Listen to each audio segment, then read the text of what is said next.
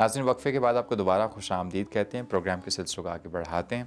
Doctor صاحب، ہمارا آج کا دوسرا سوال ہمیں ساؤتھ افریقہ سے جناب جاوید اقبال صاحب نے بھیجا ہے۔ آپ لکھتے ہیں: السلام علیکم پروفیسر صاحب۔ وعلیکم السلام۔ ہم نے سنا تھا کہ زمین، دولت، جائیداد جہاں آدمی کو سہولت اور آرام مہیا کرتی ہے، وہیں پر بہت سارے دشمن اور حاسد بھی پیدا کرتی ہے۔ ہمارے ساتھ بھی ایسا ہی ہوا ہے۔ اللہ تعالیٰ نے بے شمار دولت سے نوازا ہے، لیکن اس کے ساتھ ساتھ بہت سارے دشمن اور حاسد بھی ہیں۔ ان دشمنوں اور ان کے حسد سے بچنے کے لیے میں اپنے بال بچوں کو لے کر ملک سے دور آ بسا، لیکن یہاں بھی ان دشمنوں کا ڈر لگا رہتا ہے۔ آپ سے اس پروگرام کے توسط سے ہم چاہتے ہیں کہ آپ ہمیں کوئی ایسا وظیفہ یا کوئی ایسا دم بتائیں کہ ہمیں سکون قلب محسوس ہو اور ہم ان حاسدین کے شر سے بچ سکیں۔ شکریہ۔ ساؤتھ افریقہ سے ہمارے بھائی نے جو سوال کیا ہے، یہ انہونا سا غم، خوف، دہشت، وحشت جو ہے، اسی کے لیے انگریزی میں بھی بہت سارے ووکیبلری ہے، بے شک۔ تو یہ کیفیات ہیں۔ کئی لوگ جو ہیں اس میں مبتلا ہو جاتے ہیں، اور ان کا جس طرح فرمایا کہ قرض جو ہے وہ قرض راتوں کی نیند، دن کا چین چھین لیتا بے ہے، شک۔ اور انسان کو ایک انہونا سا غم، وہم اور خوف مسلط ہو جائے تو وہ بھی انسان کے پاس سارا کچھ ہونے کے باوجود بھی وہ پریشان اور بدحال رہتا ہے۔ تو پہلی عرض تو یہ ہے کہ اللہ کریم کی دی ہوئی نعمتیں جو ہیں وہ مال کی صورت میں ہیں، وہ علم کی صورت میں ہیں، وہ نیک صالح اولاد کی صورت میں ہوں، وہ نیک شریک حیات کی صورت میں، یا کوئی معاشرے میں نیک نامی کی صورت سے، تو اللہ کی ساری عطیات ہیں۔ بے شک۔ تو اللہ کریم نے جتنی نعمتیں ہیں ان سے بہرہ یاب ہونے کے لیے ہمیں باقاعدہ رہنمائی بھی دی۔ بے شک۔ مثلا مال آیا تو فرمایا اس میں سے زکوٰۃ ادا کرو، سبحان صدقات و خیرات ادا کرو، مال محفوظ۔ مال محفوظ۔ علم ملا ہے تو اس پہ عمل کرو، مخلوق میں وہ خیر تقسیم کرو، تو وہ علم جو ہے وہ ہمارے لیے مفید، دوسروں کے لیے لوگوں مفید۔ اولاد ہے تو اس کو نیکی ہدایت کی راہ پہ چلاؤ، بری سوسائٹی سے بچاؤ۔ سرکار نے فرمایا کہ اکرموا اولادکم واصلحوا رحالہم، اپنے بچوں کو محبت، پیار، عزت دو، اور ان کے کردار اور اخلاق کی اصلاح کرو، اس کو سنوارو۔ بے شک۔ قوا انفسکم واہلیکم نارا، قرآن میں بھی ہے، اپنے آپ کو، اپنے گھر والوں کو جہنم کی آگ سے بچاؤ۔ تو ان حالات میں اولاد کو اس کار خیر میں لگایا جائے۔ اسی سے ملتا جلتا ابھی 2 روز قبل ہمارے کسی فارن میں وہ عزیزہ، ان کا فون آیا کہ ہم بھی بیرون ملک آ کے سیٹل ہو گئے ہیں، شاید یہ وجوہات بھی ہوں گی جو آپ نے بیان کی ہیں۔ تو اب بچہ جو ہے وہ جوان ہو گیا، بلوغت میں داخل ہو گیا، یونیورسٹی چلا گیا۔ اب ہمیں یہ پتہ چلا، وہ جب سے گیا ہے وہ 1 سیمیسٹر اس نے ریگولر پڑھا ہے، اب اس کے بعد وہ لوفر اور نکمی مجلس و صحبت میں چلا گیا، اور وہ وہاں جاتا ہی نہیں، اور جو وہاں کی قباحتیں ہیں ان قباحتوں کا ہمیں پتہ چلا ہے وہ ملوث ہو چکا ہے، ڈرگز وغیرہ کا استعمال، دیگر ایسی قباحتیں جو ہیں۔ تو یہ معاملات جو ہیں، یہ جب ہم باہر سیٹل ہوتے ہیں، یہ سارے حقائق ہمارے سامنے ہونا ضروری ہے۔ بے شک۔ اس ملک میں چاہے پاکستان میں ہو، سعودی عرب میں ہو، نیکی اور بدی، شر اور خیر تو ہر جگہ ہے۔ بے شک۔ اب یہ ماں باپ کی ذمہ داری مزید بڑھ جاتی ہیں کہ وہ اللہ سے دعائیں بھی کریں، اپنے بچوں کو نیک صحبت مجلس دیں، اچھی تعلیم و تربیت دیں، بے شک۔ ان کو اپنے کردار کے ساتھ، ان کو نیک مجلس و صحبت کے ساتھ جو ہے وہ ایسا ماحول دیا جائے جس میں رہتے ہوئے اگر شر کے اٹیک ہوتا ہے تو خیر کا بھی ہے، ہونا تو چاہیے۔ یہ ٹسل جو ہے یہ چلتی رہتی ہے۔ خلق الموت والحیات لیبلوکم ایکم احسن عملا، تو اس اعتبار فاستبقوا الخیرات، نیکیوں میں آگے بڑھنے کی ہمیں تعلیم دی گئی ہے۔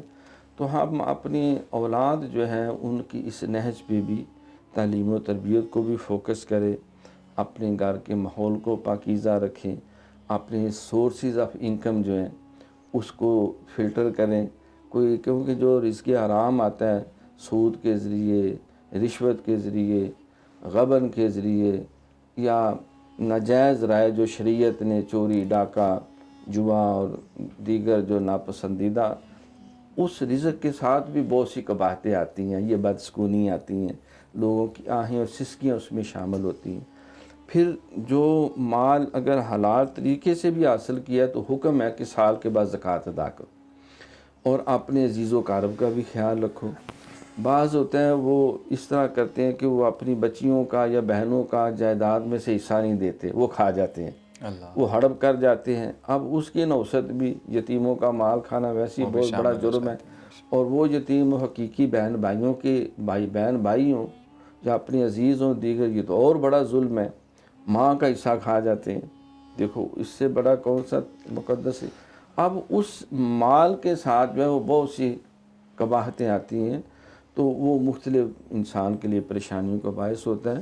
ویسے روٹین میں سکون قلب کے لیے اور انہونے خوف سے بچنے کے لیے ہمیں شریعت نے وہ حضرت موسیٰ علیہ السلام کا ذکر ہے کہ جب دشمن اور فرعون نے کہا کہ ان کو پکڑ کے ہم اس کو سولی چڑھا دیں اور سزائیں دیں، اور ہارون علیہ السلام کو، حضرت موسیٰ کلیم اللہ کو، تو وہاں قرآن پاک میں اللہ کریم نے ایک دعا کا ذکر کیا، وَأُفَوِّضُ أَمْرِي إِلَى اللَّهِ إِنَّ اللَّهَ بَصِيرٌ بِالْعِبَادِ، بے شک، میں اپنا سارا معاملہ اللہ تیرے سپرد تیرے کرتا سپرد ہوں، تو اپنے بندوں کے احوال خوب دیکھنے جاننے والا ہے، اور میں تیرے کرم کا جو طلبگار ہوں۔ پھر اس کے علاوہ اللہم انا نجعلک فی نحورہم ونعوذ بک من شرورہم، تو یہ 3 تسبیحیں یعنی 300 دفعہ دن رات میں کسی وقت پڑھ کے دعا کریں، تو یہ بھی۔ پھر بسم اللہ الذی لا یضر مع اسمہ شیء فی الارض ولا فی السماء وہو السمیع العلیم، اللہ کے نام سے شروع کرتا ہوں، اور اس کے نام کے ہوتے ہوئے زمین و آسمان میں کوئی شے مجھے نقصان نہیں دے سکتی، اور وہ سننے والا بھی ہے اور دیکھنے والا بھی ہے۔ تو یہ بھی صبح و شام کم از کم ایک تسبیح اگر پڑھی جائے تو پھر اس کے علاوہ ایک اور قرآن پاک میں ہمیں دعا ملتی ہے، اللہم احسن عاقبتنا فی الامور کلھا واجرنا من خزی الدنیا وعذاب الآخرہ، اے اللہ ہمارے تمام معاملات جو ہیں ان کو بہترین بنا دے، اور ہمیں دنیا اور آخرت کی ذلت سے محفوظ فرماؤ، آمین، اور ہر کام میں ہمارے لیے خیر پیدا فرماؤ۔ تو اس سے انہونا خوف اور دہشت جو ہے وہ دور ہو جائے گی۔ ایک حدیث شریف میں یہ تیسرا کلمہ اور اس کا آخری حصہ جو ہے لا حول ولا قوت الا باللہ العلی العظیم، یہ اگر 500 دفعہ کچھ دن ریگولر پڑھا جائے، چلو اس کے بعد تعداد کم کر لیں، ہر نماز کے بعد 11 دفعہ پڑھ لیا، تو اس سے بھی انہونا خوف و دہشت دور ہو جاتی ہے۔ تو یہ اللہ کا کلام ہے۔ پھر باوضو رہنا اور اچھی اور نیک صالح مجلس جو ہے وہ اختیار کرنا، پھر مالی معاملات میں جو حقوق ہیں ان کا خیال رکھنا، حقوق اللہ کا بھی حقوق العباد کا بھی۔ تو انشاءاللہ تعالیٰ یہ جتنے ذکر اذکار جو مسنون آپ کو بیان کیے ہیں، اگر خلوص سے آپ کم از کم 7 دن کریں گے اور اس کے بعد بھی جاری رکھیں، تعداد کم کر لیں، تو انشاءاللہ تعالیٰ امید ہے کہ یہ دہشت اور خوف کی کیفیت سے اللہ رہائی عطا کر دے گا۔ اور صدقہ و خیرات کی عادت ڈالیں، خود بھی دعائیں کریں اللہ کی بارگاہ میں اپنے لیے، آل اولاد کے لیے خیر کی، اور مخلوق خدا کے لیے بھی جو ہے وہ خیر کی دعائیں کریں، تو انشاءاللہ تعالیٰ معاملات بہترین ہو جائیں۔ انشاءاللہ، بہت شکریہ۔ جی ناظرین، اپنے آپ کو اللہ تعالیٰ کی حفاظت میں دینا ان تمام مصائب و علام سے بچنے کی بہترین حکمت عملی ہے۔ جیسا کہ ڈاکٹر صاحب نے ہمیں بتایا کہ ہمیں صبح و شام اپنا حصار کرنا چاہیے، اس سے ہم ان تمام برے حاسدین سے بچ سکتے ہیں۔ ناظرین، یہ تھا ہمارا آج کا پروگرام، اور یہ تھے آپ کے آج کے سوالات۔ ہمیں آپ کے آئندہ کے سوالات کا انتظار رہے گا۔ اگر آپ کے دل میں کچھ الجھنیں ہیں اور آپ ان الجھنوں کا حل قرآن و سنت کی روشنی میں چاہتے ہیں، تو آپ اسکرین پر نمایاں ہونے والے تمام لنکس پر ہمیں اپنے سوالات بھیج سکتے ہیں۔ اس کے ساتھ ہی مجھے، ہماری ٹیم کو اور پروفیسر ڈاکٹر محمد عظیم فاروقی صاحب کو آج کے لیے دیجیے اجازت۔ انشاءاللہ تعالی اگلے پروگرام میں پھر آپ سے ملاقات ہوگی۔ اللہ حافظ۔